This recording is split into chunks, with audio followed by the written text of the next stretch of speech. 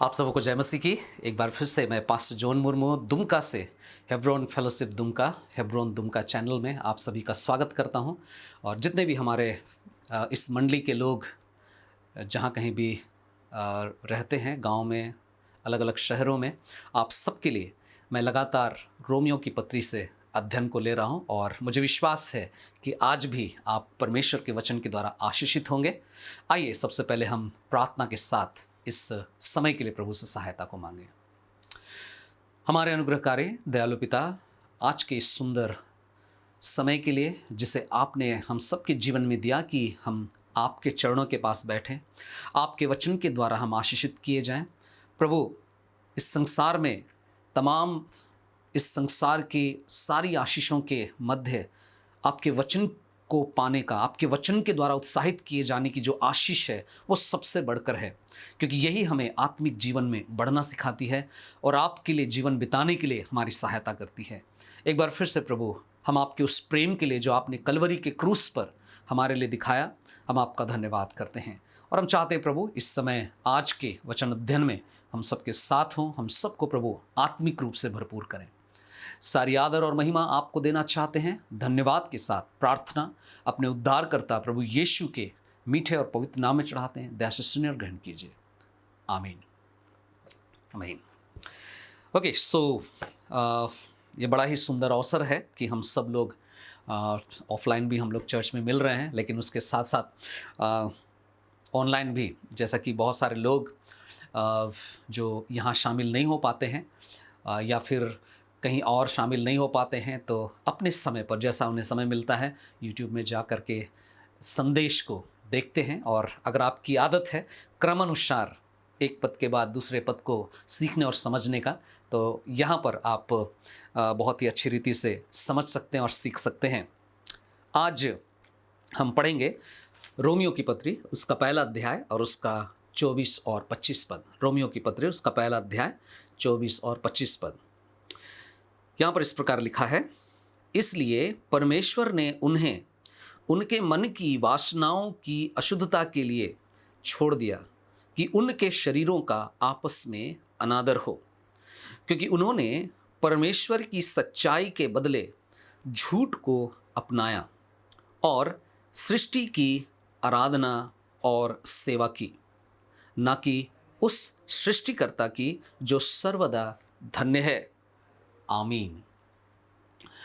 हालांकि जो विषय आज हम आरंभ करने वाले हैं वो 32 पद तक जब हम पढ़ेंगे तो वो और भी क्लियर होगा, लेकिन क्योंकि हम पार्ट में हम देख रहे हैं, इसलिए हम इसे केवल आज 2 पद पर अपने ध्यान को केंद्रित करने का प्रयास करेंगे। जैसा कि हम लोग पिछले कुछ सप्ताह से लगातार परमेश्वर का मनुष्य के लिए, मनुष्य जो पाप करता है उस पाप के प्रति जो क्रोध है, जो प्रकोप है, उस विषय को ही हम आगे कंटिन्यू करना चाहते हैं। यह अध्ययन बड़ा ही इंटरेस्टिंग है, क्योंकि हम बार बार देखते हैं कि परमेश्वर का स्वभाव, जो क्रोधित होने वाला स्वभाव है, वो हमें दिखता है और हमें पता चलता है कि मनुष्य से परमेश्वर भले ही प्रेम करते हों, मनुष्य जो कि पापी मनुष्य है उससे प्रेम करते हों, लेकिन मनुष्य अगर पाप में ही बने रहें तो परमेश्वर को ये पसंद नहीं है और उसका क्रोध मनुष्य पर लगातार बना रहता है। आज हम जिस विषय पर ध्यान करना चाहते हैं वो है, मनुष्य जब परमेश्वर के विरोध में जाता है, मनुष्य का जो विद्रोह है परमेश्वर के लिए, तो उसका परिणाम क्या होता है। रिजल्ट्स, हम बात करेंगे उन सारे रिजल्ट्स के बारे में, कॉन्सिक्वेंसेस के बारे में, जो मनुष्य का परमेश्वर के प्रति विद्रोह करने के संबंध में है। मतलब मनुष्य के विद्रोह का परिणाम क्या मिलता है। इस खंड में हम जब पढ़ते हैं तो इसके 3 बहुत ही महत्वपूर्ण पद हैं, जिससे हमें पता चलेगा, जो लगातार हम लोग पढ़ रहे हैं, कि परमेश्वर ने एक ऐसा कार्य किया है जो वो करना नहीं चाहता है। यहां देखिए लिखा है 24 पद में, मैं केवल उस फ्रेज को मैं आपके लिए पढ़ना चाहता हूं। 24 पद में लिखा है, परमेश्वर ने उन्हें उनके मन की वासनाओं की अशुद्धता के लिए छोड़ दिया। ओके, गौर कीजिएगा, दूसरा रेफरेंस है जो 26 पद में लिखा है, छोड़ दिया। परमेश्वर ने छोड़ दिया। उसके बाद यदि आप देखेंगे 26 वचन में, हम लोगों ने हालांकि पढ़ा नहीं है आज, लेकिन 26 पद में भी लिखा है, इस कारण परमेश्वर ने उन्हें नीच कामनाओं के वश में छोड़ दिया। फिर तीसरा भाग जो आप देखेंगे, तीसरा पद जो परमेश्वर की इस तरह से मनुष्य को छोड़ देने के संबंध में बात हो रही है, वो 28 पद में है। जब उन्हें परमेश्वर को मानना और अधिक उचित न लगा, तब परमेश्वर ने भी उन्हें उनके भ्रष्ट मन के वश में छोड़ दिया कि वे अनुचित कार्य करें। इन पदों से एक बात बहुत साफ रीति से पता चलता है कि परमेश्वर जो है, जिसको हम कहते हैं कि वो धीरजवंत है, लेकिन इस पद से पता चलता है कि परमेश्वर के धीरज की, परमेश्वर के धैर्य की भी एक निश्चित सीमा है। कुछ हद तक ही परमेश्वर धैर्य रख सकता है। परमेश्वर के मनुष्य का जिस तरह का व्यवहार है, उसके प्रति कितना इंतजार करें, मनुष्य के विद्रोही स्वभाव के प्रति, मनुष्य के भ्रष्ट विचार के प्रति, भ्रष्ट कार्यों के प्रति परमेश्वर का जो इंतजार है, परमेश्वर का जो दुख है, कितना सहन करे, उसकी दुख की भी एक सीमा है। जब मनुष्य अपने ही चुनाव में बना रहता है और परमेश्वर को अक्सर दुख पहुंचाता रहता है, दुख देता है, वहां पर परमेश्वर कहता है कि मैं इतना ही सह सकता हूं। उसके भी एक सीमा है। आज अगर हम बात करें, हम कैसे लोगों के बीच में रहते हैं, हम ऐसे लोगों के बीच में हैं, ऐसे लोगों के बीच में घिरे हुए हैं जिनका खुद का जीवन, कह लीजिए उनका जो लाइफस्टाइल है, उनकी जो जीवन शैली है, वो उनके खुद के चुनाव के अनुसार होता है। वे जो चाहते हैं वो करते हैं। और जहां पर परमेश्वर को चुनना चाहिए, अपने सृजनहार को चुनना चाहिए, उसको चुनने के बजाय वे अपने लाइफस्टाइल को परमेश्वर बना डालते हैं। और ऐसे ही लोग होते हैं कि कुछ भी करते हैं, कुछ भी पाप करने में उनको कोई संकोच नहीं होता है। ये लोग इस पृथ्वी पर, जो लोग अपने हिसाब से अपने लाइफस्टाइल, अपने जीवन शैली को प्राथमिकता देते हैं, ये लोग काल्पनिक जीवन को जी रहे होते हैं, क्योंकि इनके जीवन में परमेश्वर के स्थान पर, जहां पर परमेश्वर को स्थान देना चाहिए, वहां पर अपने लाइफस्टाइल को स्थान देते हैं। और उनका लाइफस्टाइल, उनकी जीवन शैली ही उनके जीवन पर राज करती है या प्रभुता करता है। और इन्हीं बातों को ध्यान में रखते हुए आज हम इस भाग को देखने का प्रयास करेंगे। मनुष्य का ये जो स्वभाव है, मनुष्य के इस पापी विद्रोही स्वभाव का जो सार है वो क्या है, उसका तत्व क्या है। 24 और 25 पद को जो हमने आज पढ़ा है, उससे हम देख सकते हैं कि मनुष्य किस प्रकार से ये कार्य को करता है। और यहां पर आप देखेंगे, पहली चीज जो 24 पद में लिखा है, उससे पता चलता है कि एक मनुष्य का जो पापपूर्ण चुनाव है ना, पापपूर्ण जो चुनाव है, पापपूर्ण जीवन को जीने का जो चुनते हैं, वो है उसका आधार। ठीक है, पापपूर्ण चुनाव पर आधारित है। जो सार है मनुष्य का एक पापी विद्रोही स्वभाव को प्रकट करने का, उसका जो पहला तत्व है, पापपूर्ण चुनाव पर यह आधारित है। मनुष्य परमेश्वर के लिए जो जीवन जीता है, परमेश्वर को जो स्थान देना चाहता है, वो उसे नहीं देता, बल्कि परमेश्वर की जगह में पाप को वो अक्सर, अधिकतर चुनता है। क्यों? क्योंकि हृदय में जो है, मन में जो है, वो पाप का एक बंधन पाया जाता है, पाप का एक गुलाम बन करके वो जीता है। दूसरे शब्दों में हम कह सकते हैं कि पाप में मनुष्य का जो हृदय है वो जकड़ा रहता है। यदि आप मत्ती रचित सुसमाचार उसके 15 अध्याय के 15 पद से लेकर के अगर आप 20 पद को देखेंगे, मत्ती रचित सुसमाचार उसका 15वां अध्याय और उसके 15 से 20 पद को देखेंगे, तो वहां पर लिखता है,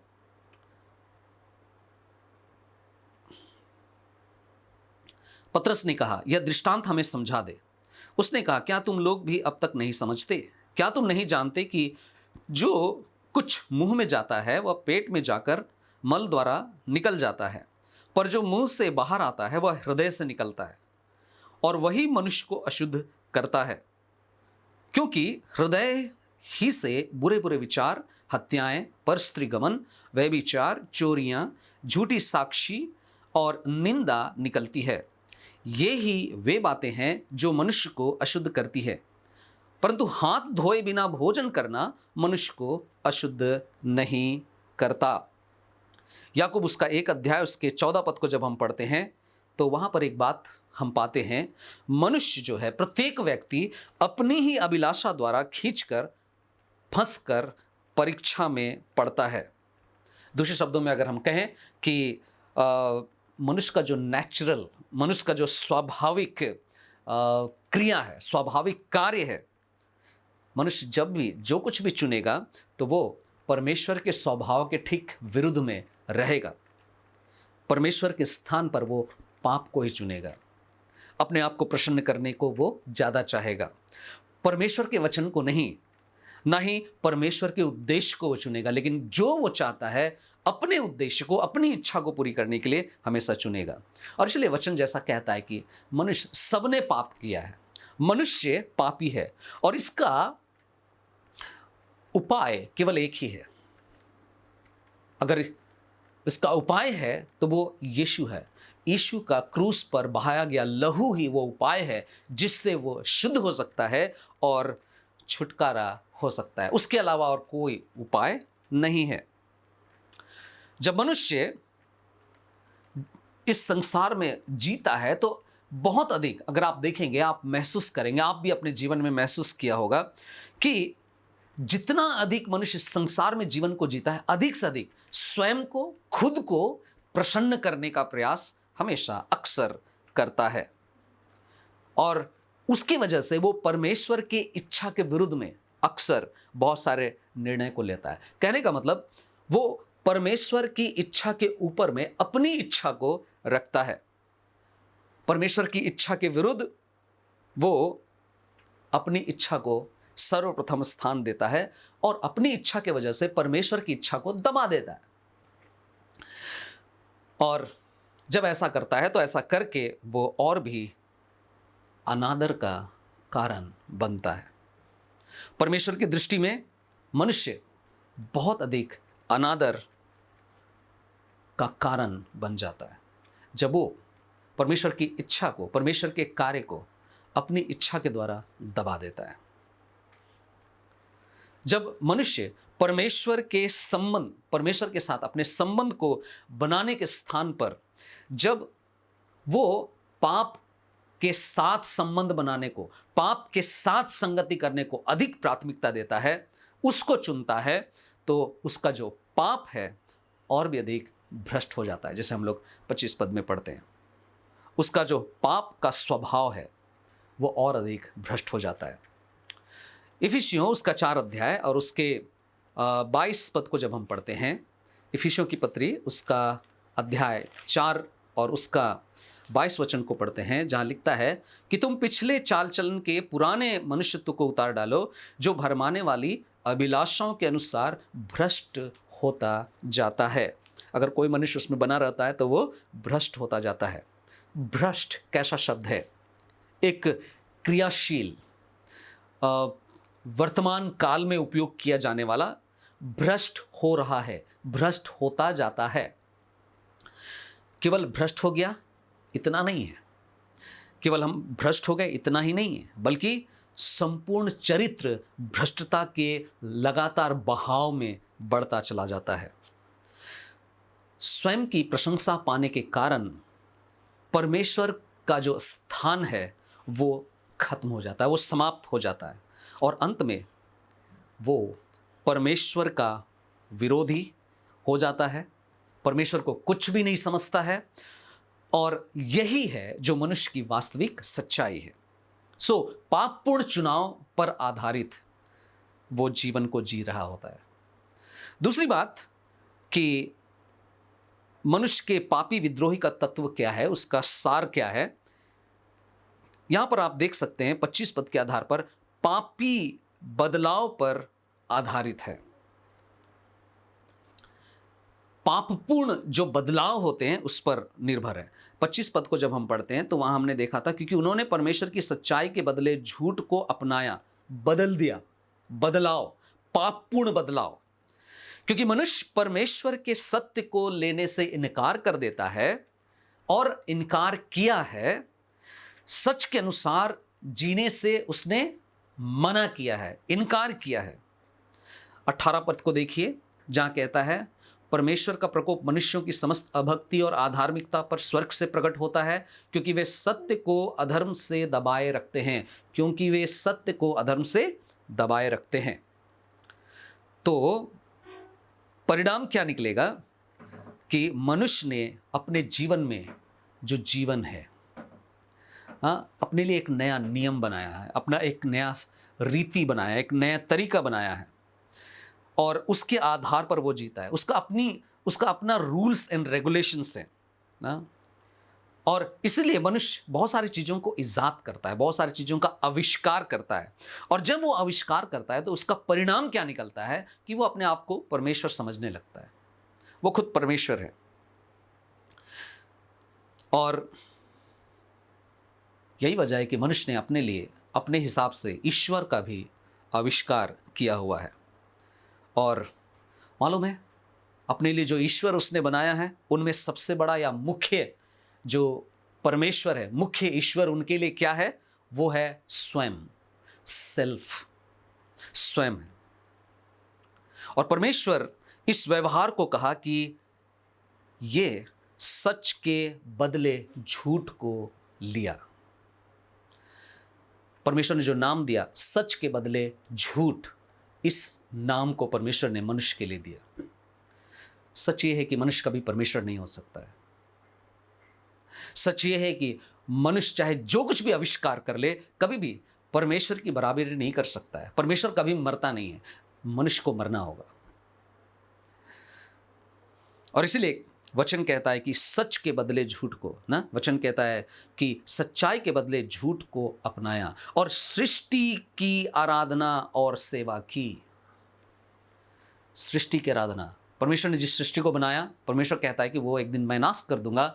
मनुष्य भी बहुत सारी चीज़ों को बनाकर कहता है कि मैंने सृष्टि को बनाया, मैंने इन चीज़ों को बनाया, इनका आविष्कार किया है। और उनकी आराधना करते हैं, खुद बनाते हैं और उसकी आराधना करते हैं, खुद अपने हाथों से बनाते हैं और उसकी आराधना करते हैं, खुद अपने मशीन से चीज़ों को बनाते हैं और उसकी पूजा, उसकी आराधना, उसकी प्रशंसा, उसको महिमा देते हैं। इस तरह मनुष्य ने सच्चाई के बदले झूठ को अपनाया और सृष्टि की आराधना और सेवा की, और आज भी कर रहे हैं। चारों तरफ आप देख सकते हैं, यहाँ तक कि हमारे मसीही समाज में भी बहुत सारे लोग होंगे जो अपने हाथों के द्वारा, अपने द्वारा बनाए गए कुछ चीज़ों को, कुछ बातों को, कुछ वस्तुओं को, कुछ रिश्तों को वो बहुत अधिक प्राथमिकता देते हैं। और ऐसा करके मनुष्य क्या करते हैं? ऐसा करके रोम के लोगों ने, वहाँ के विश्वासियों ने क्या किया? उन लोगों ने उसको जो सर्वदा धन्य है, जो सृष्टि करता है, जो वास्तविक है, जो युगान युग तक एक समान बना रहने वाला है, उसके स्थान पर उन्होंने मृत्यु को, चोट को, पीड़ा को और दर्द को, व्यर्थता को, नाश होने को, जिससे कि मनुष्य को कोई सहायता नहीं मिल सकती, उन्हें कोई सहायता नहीं मिल सकती थी, उनको उसने चुन लिया है। आखिर मनुष्य ऐसा क्यों करता है? क्योंकि मनुष्य प्रशंसा पाना चाहता है। Because we want to get prestige. क्योंकि मनुष्य खुद की आराधना पाना चाहता है, खुद की प्रशंसा को देखना चाहता है। मनुष्य क्योंकि खुद ही नाम चाहता है, और इसलिए ये सब, क्योंकि वो नाम चाहता है, प्रशंसा चाहता है, इसलिए वो चीज़ें उसे मजबूर करती हैं कि वो अपने लिए ईश्वर बनाए, अपने लिए कुछ चीज़ों को बनाए और उनकी सेवा, उनकी पूजा करे। और इसलिए वो सब चीज़ों की आराधना करता है, सब चीज़ों की प्रशंसा करता है। और उन सारी चीज़ों में सबसे ज़्यादा स्वयं की आराधना ज़्यादा करता है, स्वयं की प्रशंसा ज़्यादा करता है। ये दो बहुत ही महत्वपूर्ण बात को आज हम देख रहे हैं, आज हमने देखा। क्या आज हम ऐसा नहीं करते? कभी कभी अगर आप गौर से अपने जीवन के बारे में सोचेंगे, अपने आसपास जो समाज है उसके बारे में सोचेंगे, आप पाएंगे कि जिस तरह की चुनाव मनुष्य करते हैं, उसीलिए परमेश्वर उनको उनकी मन की वासनाओं और अशुद्धता के लिए परमेश्वर ने उनको छोड़ दिया। क्योंकि मनुष्य परमेश्वर की सच्चाई के बदले झूठ को अपनाता, इसलिए परमेश्वर ने उनको छोड़ दिया। मेरे प्रियो, ये बहुत बड़ा हाय होगा यदि परमेश्वर के द्वारा आप और हम छोड़ दिए जाएं। क्यों ना आज हम, यदि एहसास होता है, यदि हमें कहीं पर लगता है कि हम परमेश्वर द्वारा छोड़ दिए गए क्योंकि हमने अपने लिए कुछ चीज़ों को ईश्वर बना डाला है, अपने लिए कुछ चीज़ों को अपना कर लिया है और हम परमेश्वर के विरोधी बन गए, परमेश्वर से विद्रोह करने के लिए हम कदम बढ़ाए हैं। मेरे प्रिय, प्रभु आज हमें बुलाना चाहता है, हमें याद दिलाना चाहता है, हमें सावधान करना चाहता है कि हम ऐसा ना करें। आइए हम खुद की प्रशंसा को ना चाहें या अपने द्वारा बनाई गई चीज़ों को अधिक प्रशंसा देने के लिए उसके भूखे ना हो। परमेश्वर हम सबसे प्रेम करता है। आइए हम उस परमेश्वर की जो इच्छा है, उसकी जो योजना है, उसको अपने जीवन के लिए लें और उसकी महिमा के लिए एक समर्पित जीवन जिएं। और जो परमेश्वर को भाता है, जो परमेश्वर ने हमें सृजा है, हम उसकी सृष्टि हैं, आइए हम अपने सृजनहार की आराधना करें, उसकी प्रशंसा करें। प्रभु हम सबको आशीष दे। आइए हम प्रार्थना करें। आदर और महिमा के योग्य, सनातन काल तक बने रहने वाले, युगान युग तक बने रहने वाले परमेश्वर, आदि और अनंत काल के परमेश्वर, हम आपका धन्यवाद करते हैं आज की इस सुंदर बाइबल अध्ययन के द्वारा। जिन बातों को आपने हमें सावधान किया, याद दिलाया अपने वचन के द्वारा, प्रभु इन बातों को हम स्मरण रख सकें, ध्यान रख सकें और आपकी निकटता में बढ़ते चले जाएं। जो आप चाहते हैं उसके अनुसार जीवन बिता सकें। हमें छोड़ ना दें प्रभु। प्रभु, एक समय था जब हम आपके राज्य के भागीदार नहीं हो सकते थे, लेकिन आपने हम पर दया की, हमको प्रभु अपने राज्य में लिया। धन्यवाद देते हैं। हमें अपने लहू से धोकर शुद्ध करें प्रभु और अपने राज्य के लिए उपयोग में लें। इस जीवन को प्रभु आपके हाथों में सौंपते हैं।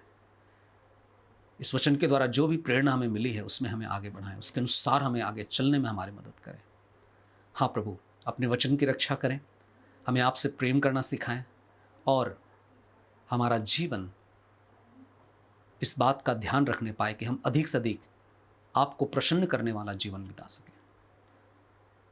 सारी आदर, सारी महिमा आपको देते हैं। जितने भी लोगों ने आज वचन को सुना है, हर एक को प्रभु आप बड़ी आशीष दें और प्रभु आप सच्चे और वास्तविक मार्ग में आगे बढ़ाएं। हमें खुद की प्रशंसा से अधिक आपकी प्रशंसा करने के लिए और अधिक प्रेरित करें। हाँ प्रभु, हमारे मांगने से बढ़कर करें। सारी आदर और महिमा आपको देना चाहते हैं। बड़ी धन्यवाद के साथ में प्रार्थना अपने उद्धार करता प्रभु यीशु के पवित्र और मीठे नाम में चढ़ाते हैं। दया से सुनिए, ग्रहण कीजिए। आमीन। ओके, आप सबको जय मसीह की। प्रभु आप सबको आशीष दे। आइए हम इसी तरह से प्रभु के वचन में बढ़ते रहें।